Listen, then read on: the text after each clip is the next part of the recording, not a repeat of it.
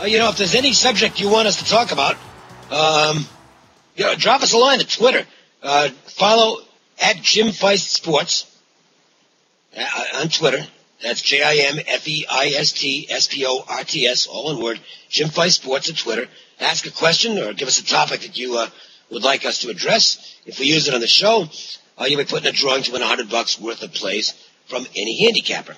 All right, I am shifting gears here, and we are going to notes on the SEC. Best conference in the country. It's going to be very interesting to see what happens in a couple of years when they go to the new format, which I still am not, real satisfied with because, very quickly on that, it's better than what we've got now, but not much better. It's still going to be a selection committee coming up with the 4 teams. The selection committee will be comprised of guys who are only in the major conferences. The same guys are in charge. You've got the same guy who's been selling us this long line of garbage about the BCS over the years. Now he's singing a different tune, and he's still in charge of this committee as well, which doesn't have a name. So I don't think that things have changed to any great extent. I don't think they will until we go to an 8-team tournament format or more. 16 would be ideal, in my opinion. It's 20. And the FCS is 20 teams. Nobody seems to have a problem with that, and it's actually really exciting. I think 16 is the way to go. I don't think 4 is, but regardless, it's better than what we've got, I guess. But in the meantime, the SEC is likely to have somebody playing in the national championship game, mythical national championship game again this season. They've won the last 6 of these titles. Florida, LSU, Florida, Alabama, Auburn, Alabama. You can go back a few years to LSU. I mean, you talk about a complete decade, John.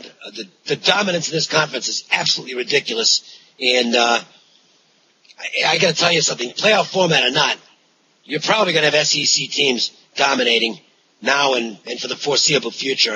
They just play an unbelievable brand of football down there. They certainly do. And if you're looking for another SEC team to win the title and come out of, I wouldn't say nowhere, but be a bit of a surprise, might be the Georgia Bulldogs, who are sitting at 25 or 30 to 1. The Bulldogs were 7-1 in the SEC last season.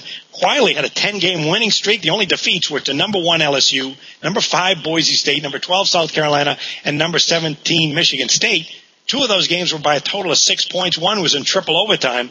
And we look at 2012, Mark Richt, he has his best team back in years. I mean, this offense has a third-year returning quarterback. That's junior Aaron Murray. 35 touchdowns, 14 interceptions, over 3,000 yards. They had balance and potency last year, 32 points per game, 244.5 yards passing and 164 yards rushing per game. He's got terrific weapons with sophomore wide receiver Malcolm Mitchell. He had 665 yards. Ground game, which is always loaded for the Bulldogs. Sophomore tailback Isaiah Crowell. There's a young kid they like, a speedy freshman, in Keith Marshall in the backfield. So Mark Richt has a lot of tools to work with. And the Georgia defense was very good last season, giving up 20.6 points per game. They got 10 starters back. So this team is loaded in so many areas. Special teams is a concern, and the offensive line they are replacing. But other than that, the Bulldogs are loaded. And just keep in mind that when Georgia goes on the road under Mark Richt, 42-16 straight up, 32-26 against the spread. Well, I'll tell you what, Georgia's going to be good. The question to me is whether they'll be able to win the big games or not. That's been a problem under Richt.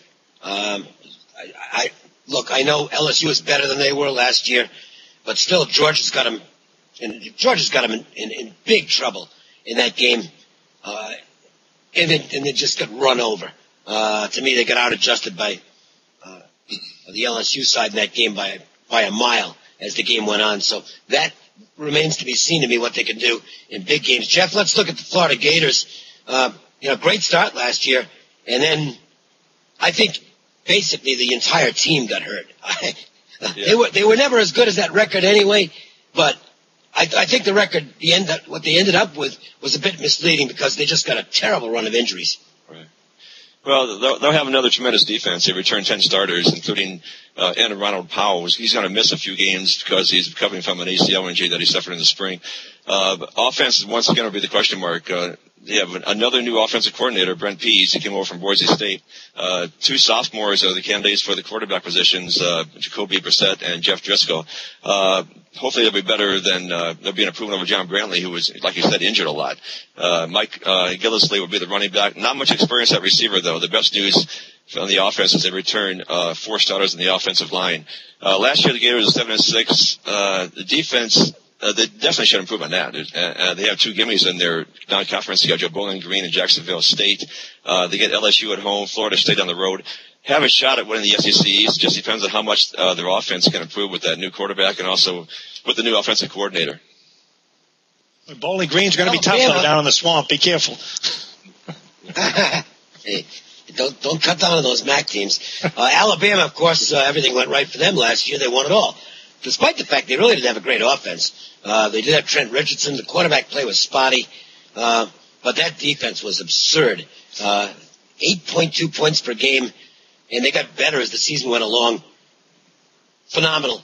Nick Saban's as good as it gets. He may not be the most personable guy to ever come down the pike, but I'm telling you what, that guy can coach some football.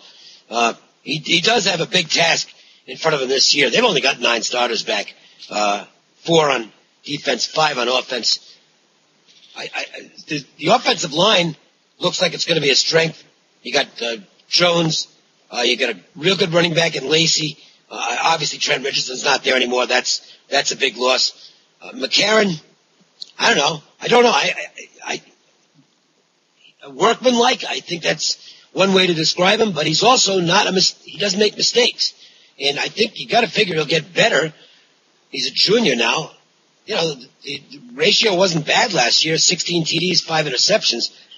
And the difference is, of course, this year they're going to have to score more points because I can't imagine the defense being quite at that level again. Nevertheless, you got Damian Squares back, Jesse Williams, Quentin Dial, linebackers. These are really good athletes, even though they're young. We'll see. I think the toughest things for them, you got to replace Richardson, and you got to replace the offensive coordinator. That could be problematic early on. Schedule, not easy. They start off with Michigan, and this is going to be a big game early in the season. That's one of those neutral field games down in Jerry Jones's house in September. They've got Arkansas on the road. They've got LSU on the road. They've got, and by the way, the scheduling dynamics on that, LSU will have had an extra week to prepare for that game as well. And plus, they've got the target on their back. So I don't think they're going unbeaten. I think they're going to lose a few games this year. Well, maybe a few's a lot, but I think they'll lose 2, maybe 3. Not an awesome year for Alabama. I don't think they'll repeat. But they'll probably still be knocking on the door for a BCS bowl. The athletes they've got coming in are so good, and Saban, Saban's going to keep getting it done. He just does it every year. I think he's a guy who can turn chicken liver into chicken, or whatever that expression is. He's real good. LSU, Jeff, their season did not end well. They got annihilated, just rolled over in the title game by Alabama. That's a tough way to end the season. How do you think that impacts them coming into the new year? The only thing good about that game was that the LSU played so bad that if they gave the powers to be a reason to finally get a playoff. That's how bad it was. But that was a pathetic performance. One of the worst coach games I've ever seen. But one thing the LSU has going in favor this year, their non-conference schedule is much easier. Last year, 3 of the first 4 games were away from home against Oregon, Mississippi State, and West Virginia. This season, 4 of the first 5 games are at home against North Texas, Washington, Idaho, and Towson. So that's going to be one thing that'll be in their favor this year. New quarterback is Zach Mettenberger, who has a strong arm. He was 8 for 11 for 92 yards in limited action last season. 4 starters return on the offensive line. Top 4 running backs return, led by Spencer Ware. Not a lot of experience at wide receiver. Defensive line solid. They only have 1 starting linebacker back. And, of course, Teron Matthew, the Honey Badger and Heisman candidate, anchors the secondary. Tigers get Alabama at home, where they hope to do better than they played in the BCS championship game. And they get Florida and Arkansas on the road. They have the potential to be back in the BCS championship game. They are better than last year because they have a quarterback who can throw deep now. And so I'm picking LSU to be, probably back in the BCS championship game and maybe a little bit better than last year. T.Y., I don't think will be as good as last year's Arkansas. Now, on paper, they're actually probably better than they were last year. You got more experience in a couple of key spots. Tyler Wilson really looks like he's going to be terrific this year. They've got Kyle Davis back from his injury. The team's loaded, and they've been terrific over the last couple of years. Bobby Petrino is a really good football coach. Despite his issues off the field, Bobby Petrino can coach. The only problem is Bobby Petrino's not the coach anymore. He's out of there. John L. Smith, wow. King of the fourth quarter collapse. Yeah. I don't mean to be snide, but Jeff, you being a Michigan State guy, you know what happened there. Over and over and over again. Yeah. He gets outcoached. It's that simple. Yeah. His teams also had a really bad habit of picking up tons of penalties. Discipline was an issue. I can't see this working out at all well. He's now in a conference with some of the best talent in the country, some of the best coaches in the country. And I think the difference between Petrino and John L. Smith is night and day. John L. Smith's probably a much better human being. In fact, I'm pretty sure I can guarantee you that.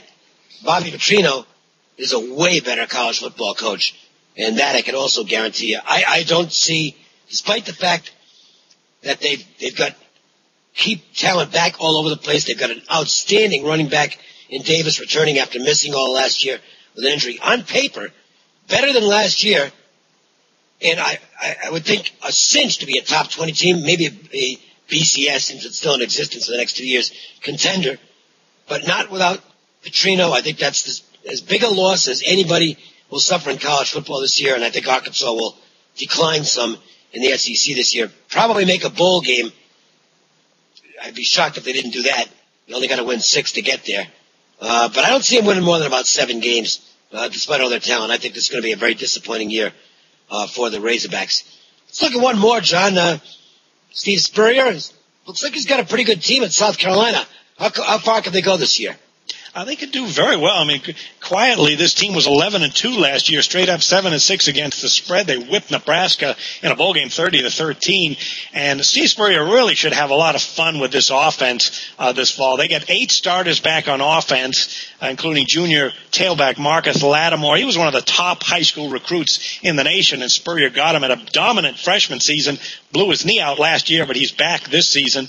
And then you get junior quarterback Connor Shaw. Last couple of years, Spurrier has had to mix and match quarterbacks. He's had a lot of problems going with one guy for different reasons. Well, Shaw is very good. 14 touchdowns, 6 interceptions. Played half the season last year, got his feet wet.